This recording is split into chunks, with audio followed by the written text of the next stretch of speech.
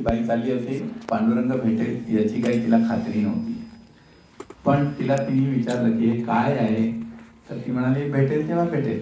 इतक्या सहजपणे तो भक्तिभाव तिच्या शब्दांमध्ये टिपला. आणि ते शब्द मी तुम्हाला थोडेसे ऐकवतो आणि लक्षात घ्या की संगीतकार हा चाल लावतो म्हणजे खरं श्रेय त्याचं नसतं, त्याच्या गुरूंचं किंवा त्यांनी जे ऐकलेलं असतं त्या गोष्टीचं असतं. प्रत्येक फ्रेजेस आपल्याला कुठे ना कुठेतरी मिळत असतात. तर त्यांची कविता इतकी सुंदर होती. मन झाले रे अभंग, टाळ चिपळ्यांचा संग, भक्तिभावाने डोलतो भीमाबाईचा तरंग. गळा तुळशीच्या माळा, भाळी टिळा कस्तुरीचा, ध्यानी मनी मूर्त त्याची, ओठी नाम घोष त्याचा, आनंदले माझे सारे अंतरंग, भक्तिभावाने डोलतो भीमाबाईचा तरंग.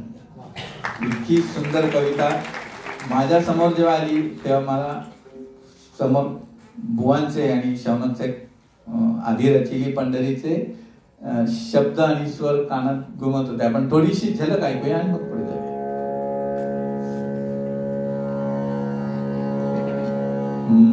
मन झाले रे अभंग, आधी रचिली पंढरी.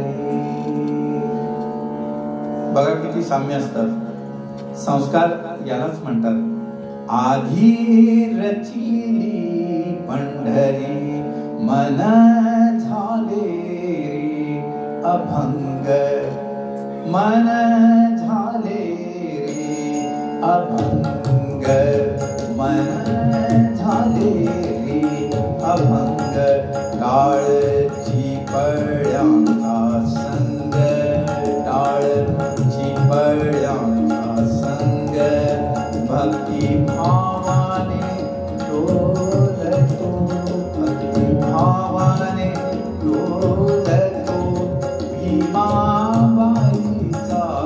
तरंग. मन झाले अभंग, मन झाले अभंग, मन झाले अभंग. पुढच्या कार्यक्रमात पूर्ण नक्की ऐकून धन्यवाद.